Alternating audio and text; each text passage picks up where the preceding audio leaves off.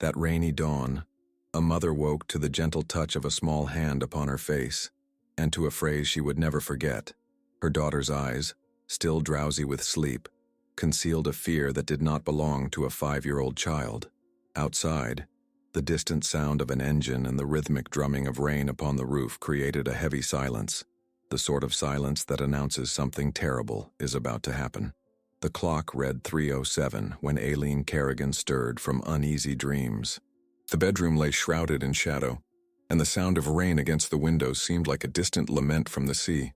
Her daughter Niamh's voice emerged barely audible, yet sharp as a contained scream. "Mammy, I want you to leave Daddy." For a second, the world stopped. Aileen's heart skipped a beat, and the room seemed to shrink around them.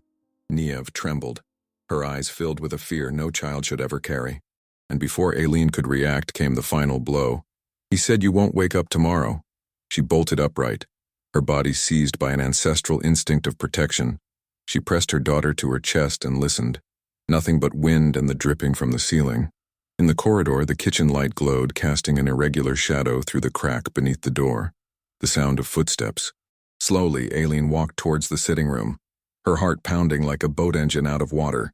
She found Declan O'Reilly's coat, her husband's coat, tossed over the chair, damp, spattered with dark mud. On the table sat a glass half filled with whiskey and his mobile, a notification blinking. Transfer confirmed, everything ready. Aileen didn't understand immediately. The words floated before her eyes like debris in murky water.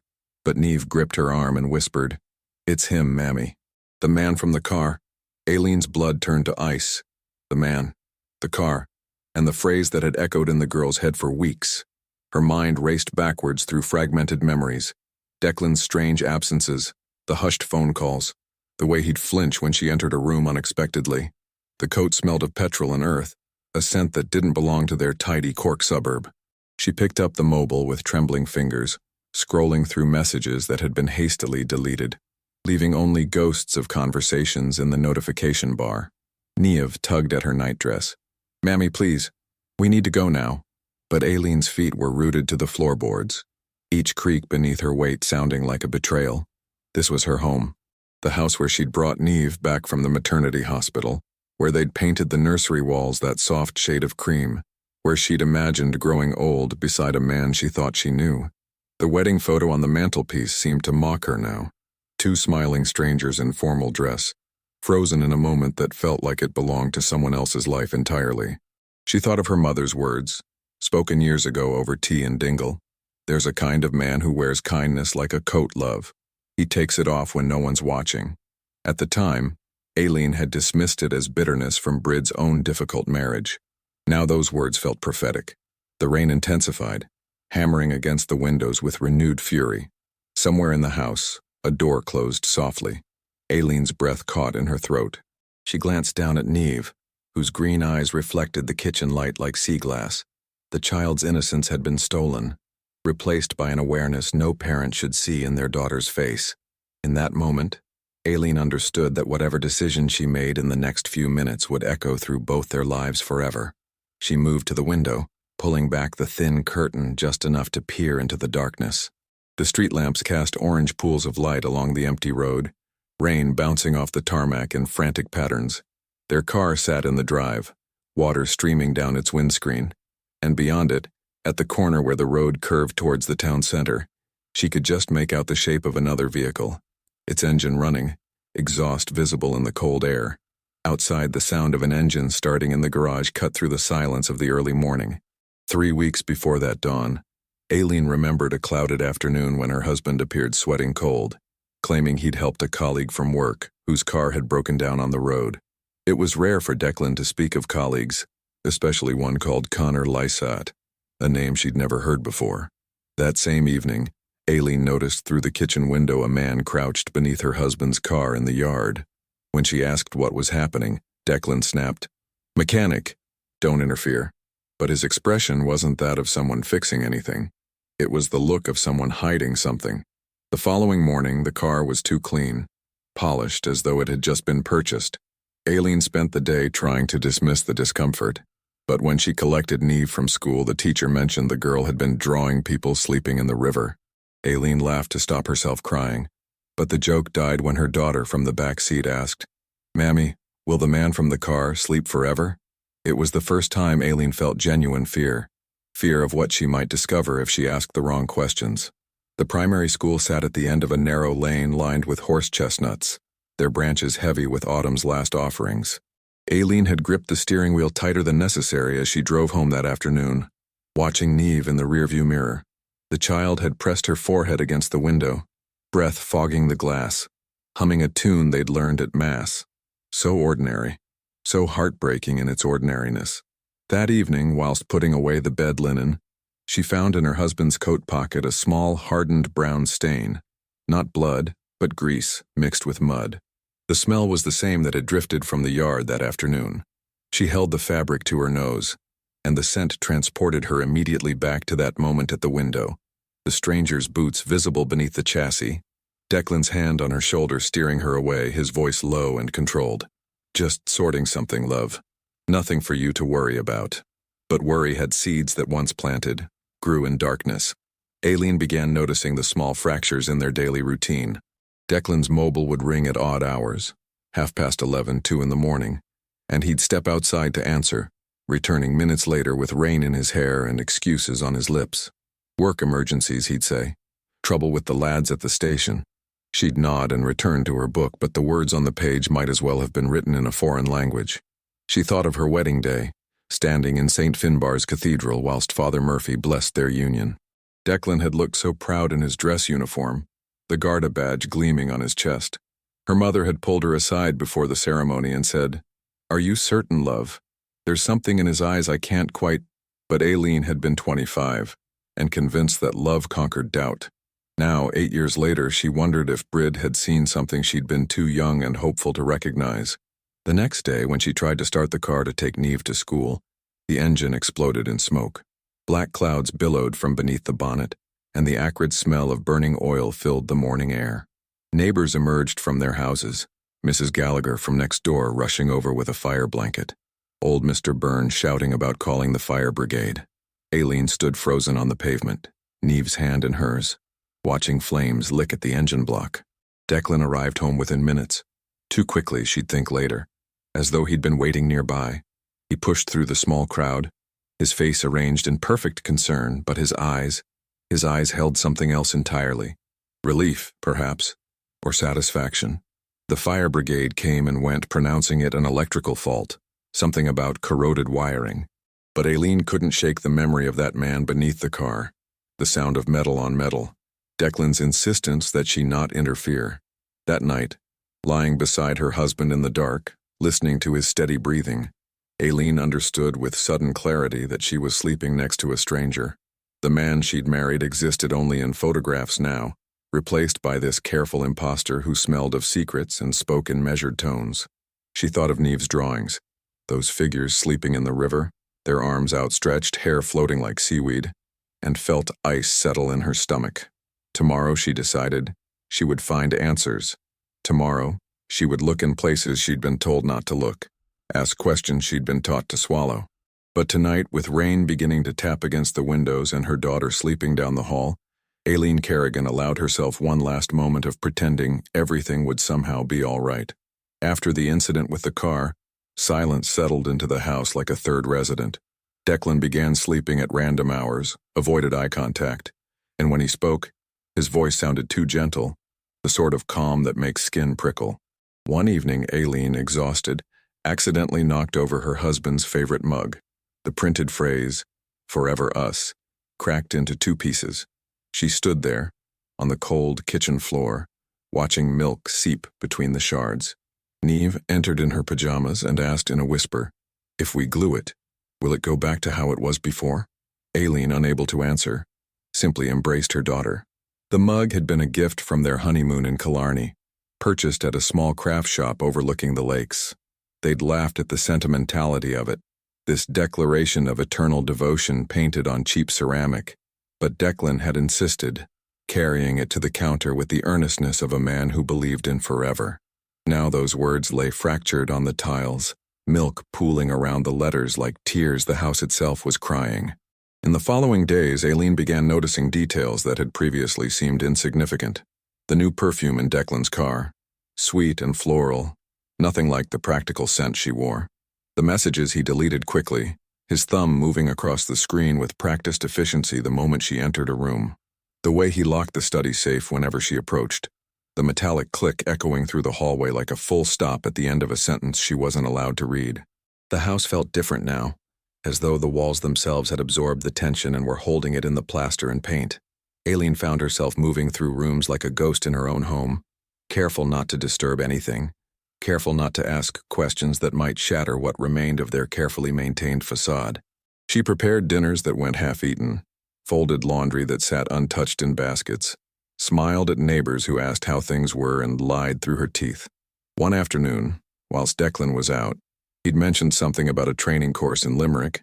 Though she no longer believed his explanations, Aileen found herself standing before the study door. The house creaked around her, settling into its old bones, and somewhere outside, a dog barked. Her heart hammered against her ribs as she remembered the spare key, the one Declan thought she'd forgotten about, hidden behind a dusty accounting textbook on the shelf. Her hands trembled as she unlocked the safe. Inside lay folders of bank statements, his service weapon in its case, a bottle of expensive whiskey she'd never seen him drink.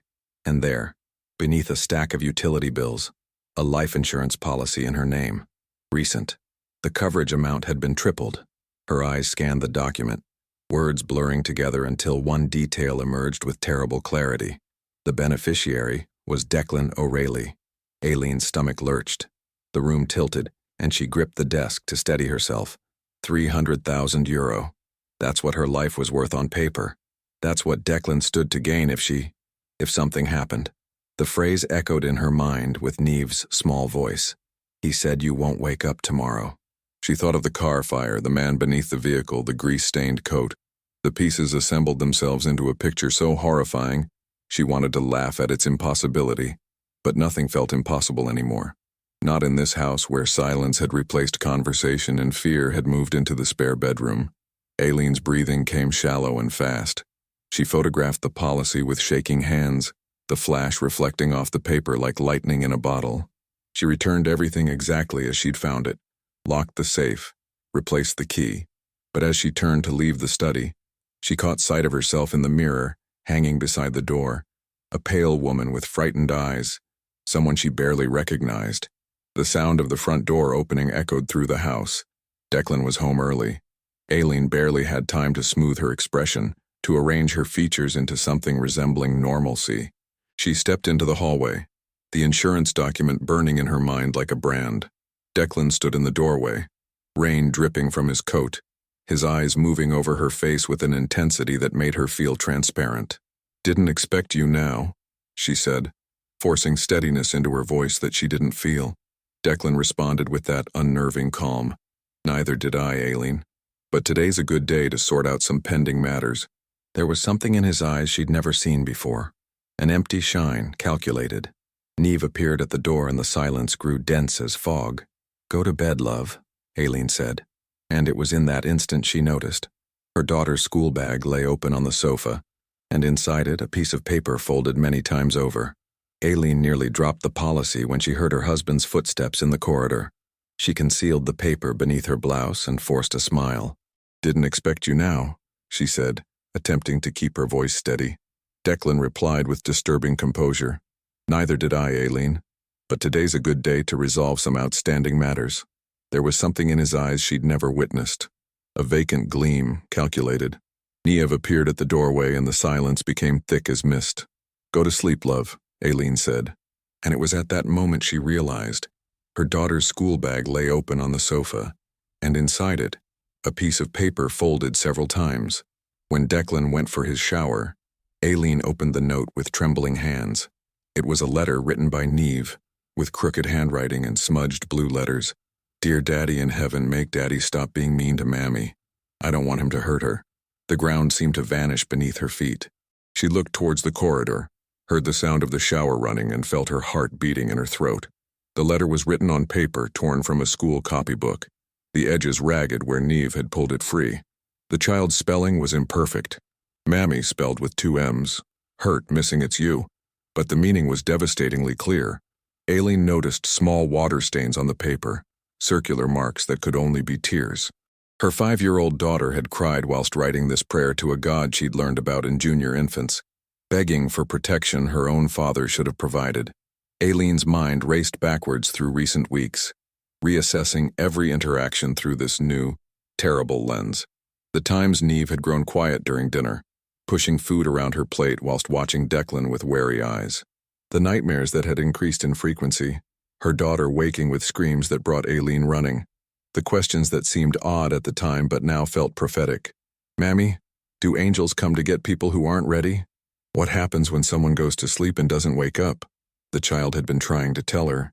In the only language a 5-year-old possessed through drawings of bodies in rivers and prayers to heaven, Niamh had been sounding an alarm her mother had been too blind, too hopeful, too desperate to believe in her marriage to hear.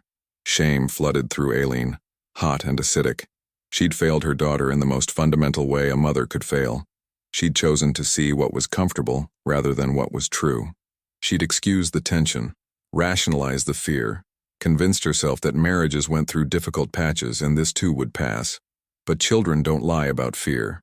They don't imagine threats that don't exist. They see with a clarity adults train themselves to ignore. The shower stopped abruptly. The pipes groaned in the walls and Aileen heard the bathroom door open. She stuffed the letter into her cardigan pocket, her fingers fumbling with the fabric. Niamh appeared again at the sitting room door, clutching her old doll, the one with the missing eye and faded dress that she'd had since infancy. The child's face was pale, her green eyes enormous in the lamplight. Mammy, do we go now? Before he wakes up again? Niamh whispered.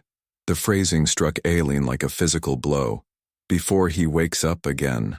As though Declan were something that hibernated between moments of danger, something that emerged periodically to hunt. How long had Niamh been living with this terror?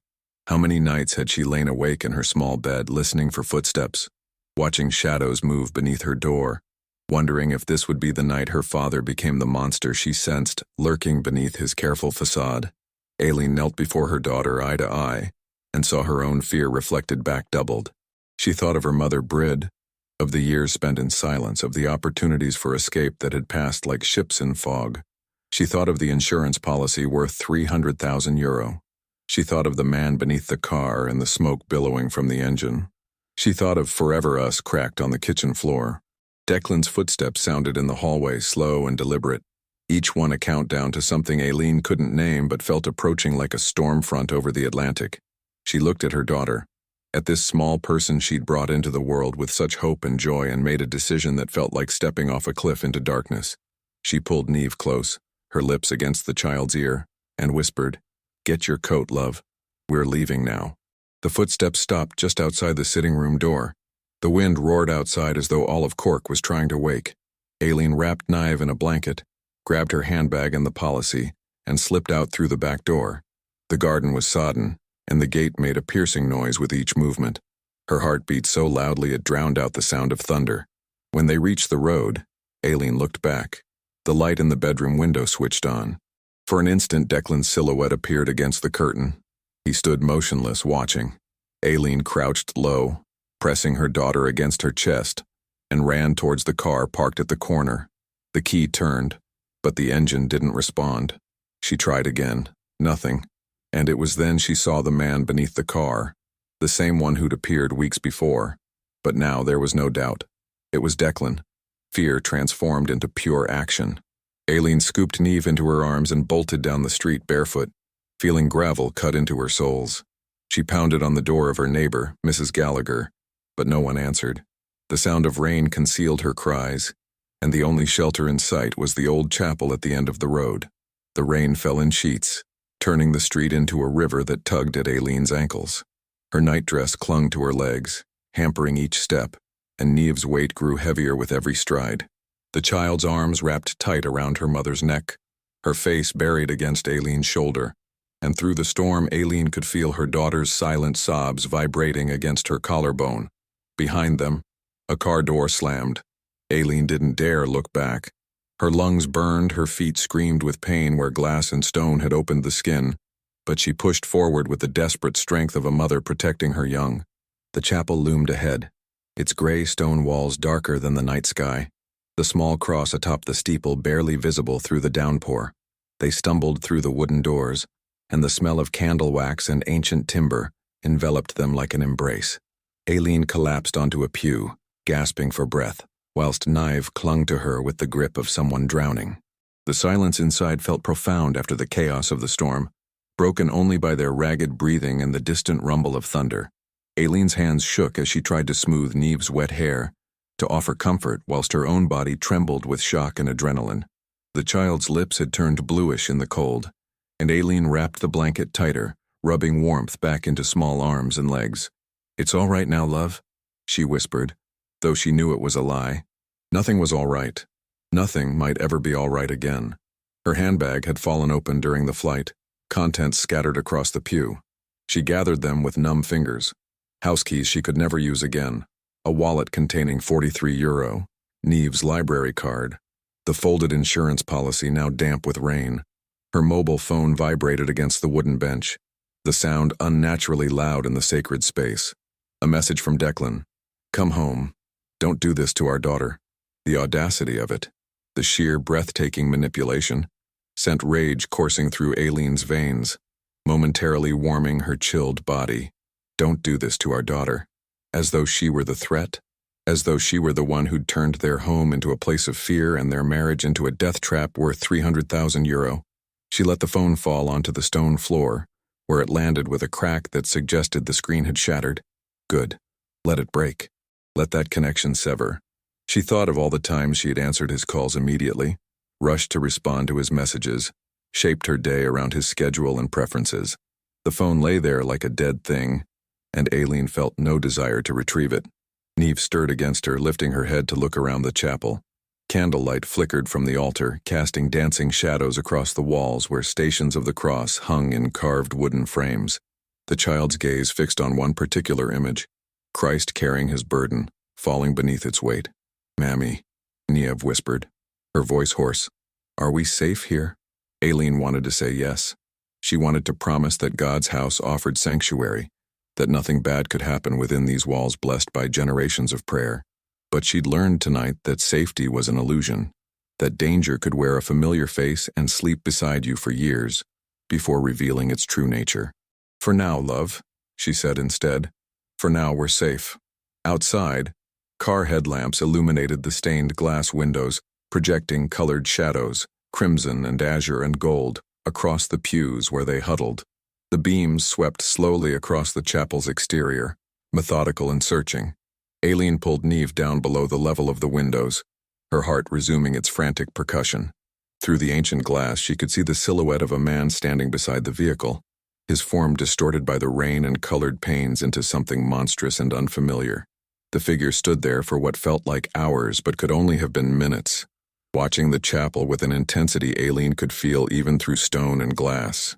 Then the headlamp swept away, the engine noise faded into the storm, and they were left alone with shadows and the distant sound of rain drumming on the roof like fingers tapping, endlessly tapping. Hours later, with help from a lorry driver who was passing, Aileen and Niamh arrived in Dingle, the town where her parents had lived. Dawn rose gray over the Atlantic, and mist covered the hills. They took refuge in the old house of Aileen's mother, Brid O'Riordan, a woman with silver hair and a serene gaze, who received them without questions. When Niamh fell asleep on the sofa, Aileen told everything, tears mixing with the steam from hot tea. Brid listened in silence and then said, her voice rough, "I know what it is to live with fear. Your father had that same calm look before raising his hand." The revelation struck Aileen like a gust of icy wind. For a moment she felt shame, not only of her husband but of herself for having repeated the cycle of silence her mother had endured for decades. Brid took her daughter's hands and said, "I stayed quiet when I should have screamed. You can still scream." The cottage sat at the edge of Dingle, overlooking Smerwick Harbor, where fishing boats bobbed like toys in the gray water. Aileen remembered summers here as a child, before her father's darkness had fully emerged, when the house had felt like a haven rather than a prison.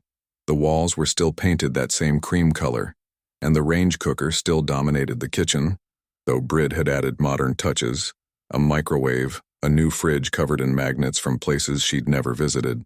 They sat at the scarred wooden table where Aileen had done her homework decades ago, where she'd learned to knead bread and peel potatoes and all the other small rituals of domestic life. The tea was strong and sweet, the way Brid had always made it, and the warmth spread through Aileen's chest like an answer to a question she hadn't known how to ask. "I saw the way he looked at you at the wedding," Brid continued, her weathered hands wrapped around her own mug. "That possessive shine, like you were something he'd won rather than someone he loved. But you were so happy, and I thought perhaps I was seeing ghosts, projecting my own history onto your future." Aileen's throat tightened. "You weren't wrong, ma'am. You saw him clearly. I was the one who was blind. Love makes us blind, child.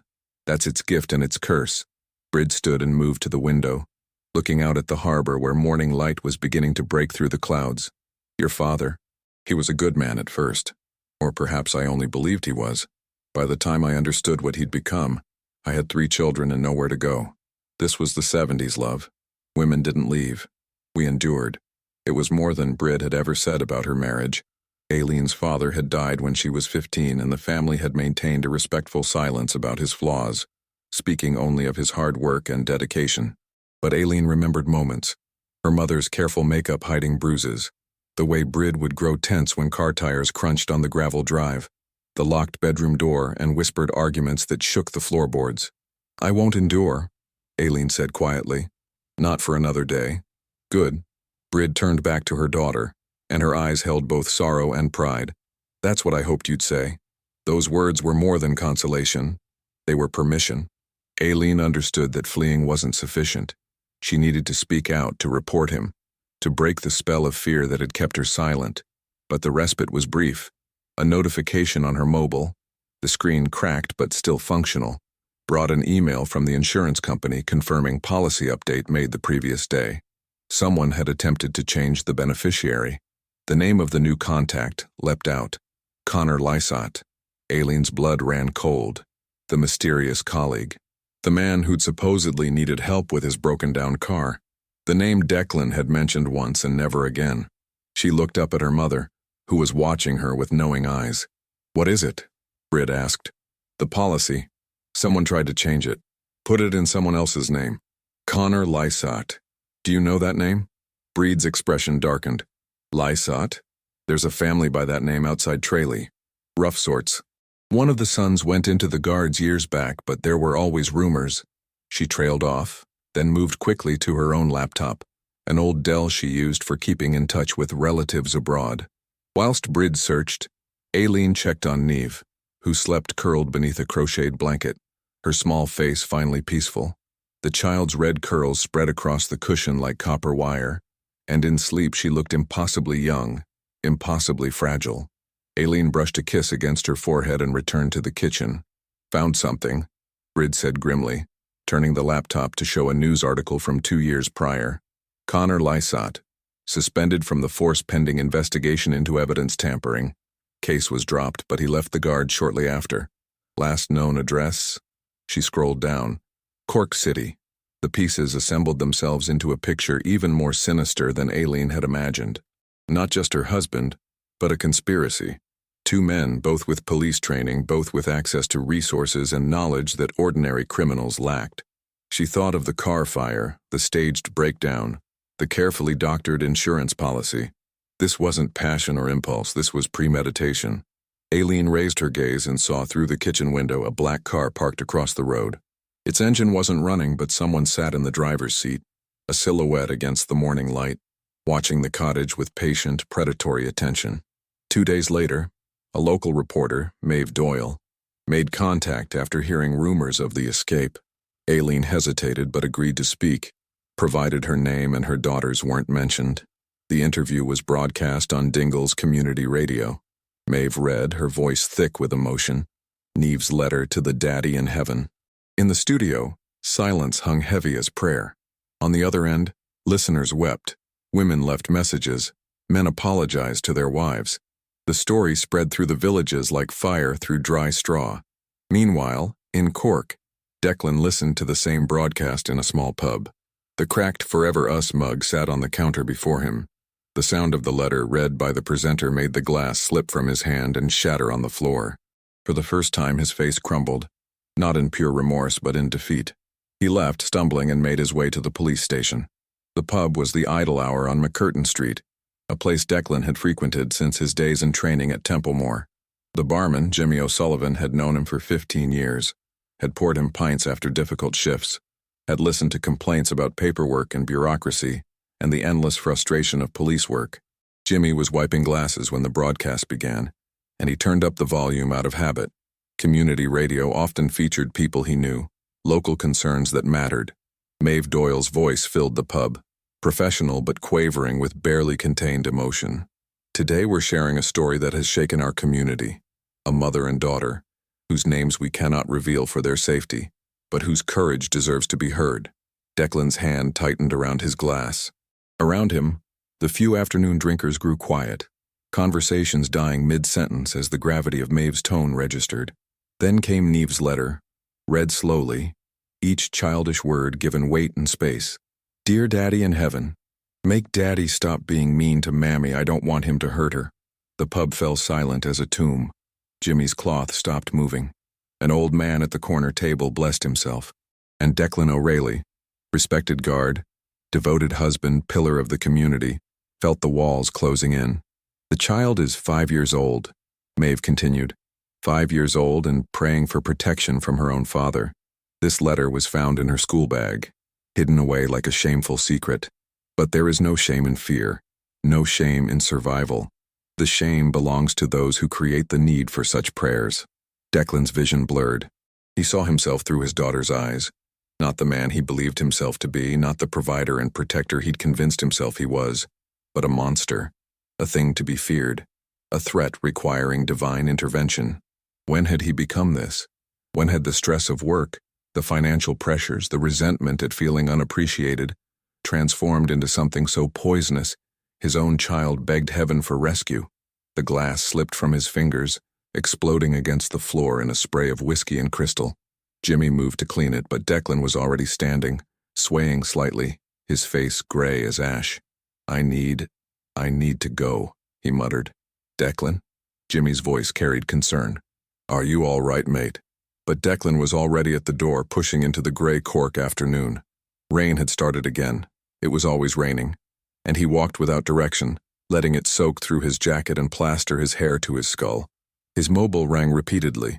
Connor, no doubt, having heard the broadcast, wanting to coordinate their story, to plan their defense. But Declan couldn't answer. The weight of what he'd done, what he'd planned, what he'd become, pressed down on him like the entire Atlantic Ocean. He found himself outside Anglesey Street Garda Station, the building where he'd reported for duty 1,000 times, where he'd taken oaths to protect and serve, to uphold justice and defend the vulnerable. The irony wasn't lost on him. He climbed the steps, rain dripping from his clothes, and approached the desk sergeant. I need to make a statement, Declan said, his voice hollow, about myself. In Dingle, Aileen received a telephone call from the local sergeant. Declan had surrendered, confessing part of the plan and implicating Connor as the mastermind. He claimed he'd been afraid of losing everything and that he didn't realize how far things had gone. Aileen listened to the sergeant's words, but they felt distant, as though filtered through water. Declan was sorry. Declan was cooperating. Declan wanted her to know he never intended real harm. The familiar script of men caught in their cruelty, seeking sympathy even in confession. She thought of the insurance policy, the sabotaged car, the terror in her daughter's eyes. These weren't accidents. These weren't misunderstandings. These were choices calculated and deliberate. Thank you for letting me know, she said to the sergeant, her voice steady. But I won't be speaking with him. As she ended the call, Aileen heard her mother's voice from the sitting room. There's someone outside looking through the window. For a moment, fear seized her throat. Then she moved to the window and saw not threat, but resolution. A uniformed guard, young and professional, standing beside the black car that had been watching the cottage. The driver, presumably Connor Lysott, was being led away in handcuffs, his head bowed against the rain. The man outside was merely an officer, come to notify them that Declan had been sentenced to 3 years suspended and community service, for fraud and attempted coercion. The news sounded bittersweet, justice without relief. Months later, summer arrived, and Cork seemed lighter, though the past still haunted street corners. Aileen returned to work at the bank, now as assistant manager, and took Niev every Saturday to the fish market at the harbor. It was there, amongst laughter and the smell of salt, that they tried to stitch together a new routine. The English market became their Saturday ritual. They'd arrive early when the vendors were still setting up, when the fishmongers arranged gleaming mackerel and salmon on ice beds, when the vegetable sellers pyramided apples and called out prices in sing-song voices that echoed off the Victorian ceiling. Niamh had lost some of her wariness, though she still gripped Aileen's hand tighter than other children might, still glanced over her shoulder more frequently than a 6-year-old should. But there were signs of healing. The nightmares had decreased. The drawings at school now featured flowers and houses with smoke curling from chimneys rather than bodies in rivers. Her teacher, Mrs. Brennan, had pulled Aileen aside after class one afternoon to say, "Whatever you've done, whatever changes you've made, they're working. She's coming back to herself. Coming back to herself." As though the fearful child had been an imposter, and the real Niamh, curious, bright, given to sudden laughter, was emerging like a butterfly from a cocoon built of trauma. Aileen cherished these moments. Niamh examining a crab at the fishmonger's stall with scientific fascination. Niamh negotiating the price of strawberries with a vendor who played along with exaggerated seriousness. Niamh humming whilst they walked home, her small voice carrying melodies learned at school. One afternoon, whilst crossing St. Patrick's Bridge, Aileen noticed a group cleaning the banks of the River Lee. Volunteers in bright vests picking up rubbish, tending to the riverside walkway that tourists photographed and locals largely ignored. Among them, a man stooped in an orange uniform, his face pale and drawn. Declan. For a second, their eyes met across the distance. He straightened and something passed between them. Not forgiveness, not reconciliation, but acknowledgement. He looked diminished somehow, as though the months of public shame and enforced penance had hollowed him out. The swagger that had characterized his police work, the authority he'd carried like armor, had been stripped away, leaving someone Aileen barely recognized. Niamh's hand tightened in hers. The child had stopped walking, was staring at her father with an expression too complex for her years. "Mammy, is he still my daddy?" The question hung between them like morning mist over the Lee. Aileen knelt to her daughter's level, there on the bridge with tourists flowing around them like water around stones, and considered her answer carefully. She thought of the easy lies she could tell, the simple narratives that would make sense to a child. But Niamh deserved truth, had earned it through her own courage. He is love, but now he's the father who needs to learn what it means to be a man, what it means to deserve being someone's daddy.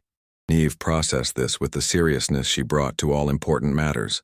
Will he learn? I don't know, sweetheart. That's his choice to make. But it's not our job to teach him anymore. We have our own learning to do. They walked on, leaving Declan to his community service, his public penance. Aileen didn't look back. Looking back, she'd learned, was how you turned into a pillar of salt, how you remained frozen in trauma whilst life moved forward. She focused instead on the weight of Niamh's hand in hers, the summer sun breaking through Cork's perpetual clouds, the promise of tea and biscuits at home. In the car, the radio played the recording of Maeve Doyle's interview. It had become something of a phenomenon, shared on social media, discussed in pubs and kitchens across Ireland. Women had come forward with their own stories, emboldened by Aileen's anonymized account. Domestic violence helplines reported increased calls. Something had shifted in the national conversation, though Aileen knew change came slowly, grudgingly, only through constant pressure. Niamh's small voice, preserved in the recording, filled the car. "Mammy, now I'm not afraid to sleep anymore." Aileen glanced in the rearview mirror at her daughter, who sat contentedly watching the city pass by her window. She thought of that night in the rain, of the chapel sanctuary, of her mother's fierce permission to scream. She thought of all the women who'd stayed silent, who'd endured, who'd believed that suffering was the price of keeping families intact.